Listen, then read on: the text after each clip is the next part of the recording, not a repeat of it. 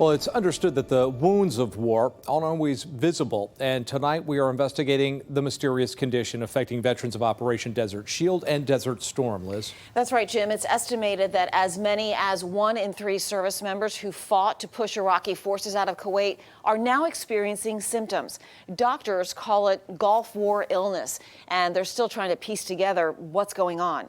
CBS 12 News I-Team reporter Jay O'Brien spoke with local veterans suffering from this unique condition and the danger they could face from COVID-19. Jay?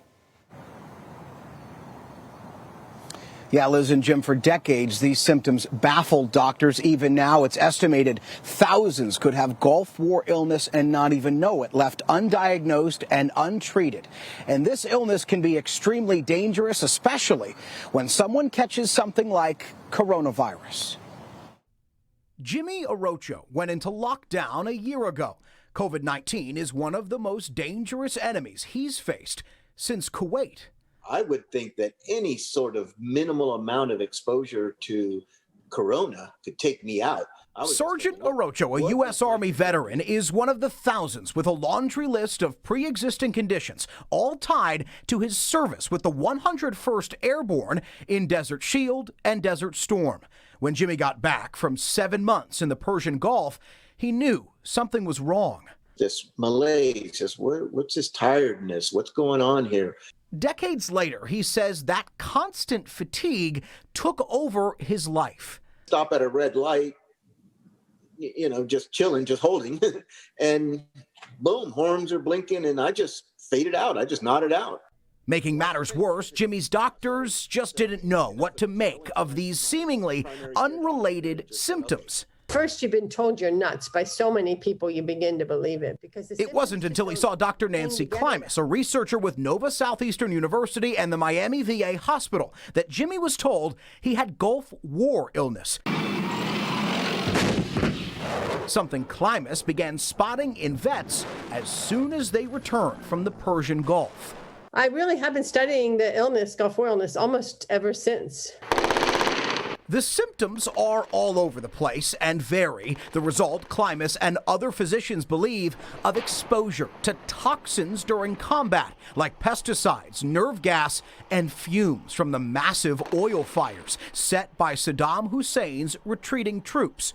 All of those chemicals suspected to have injured the brains of roughly 1/3 of Gulf War veterans. Because the brain is grand central for organizing everything else going on in the body, it causes a host of these complicated systems. They were deployed for 6 months, but you're saying that they came back with something that was debilitating. And has lasted them 30 years. It's those lasting effects, particularly on the brain and in the lungs, that Dr. Klimas warns makes COVID such a threat to Gulf War veterans. We really have been cautioning first our Gulf War vets, don't get sick to begin with. Please, please, please, please. Knowing that coronavirus is a respiratory virus, and I have been long diagnosed with COPD, asthma. Jimmy is encouraging veterans to get help. He's learned firsthand the right treatment can make a world of difference. He and Dr. Klimas believe many may be suffering from Gulf War illness symptoms and not know why. And these are veterans. They have a drill sergeant in the back of their heads going, push through your pain, push through your pain. Jimmy's been feeling better these days. The research he's a part of helps, and he's got not a single regret about his service to this nation that's led to constant pain every day. Straight up, man. There is no greater honor than bearing arms in defense of our country. Period. Period.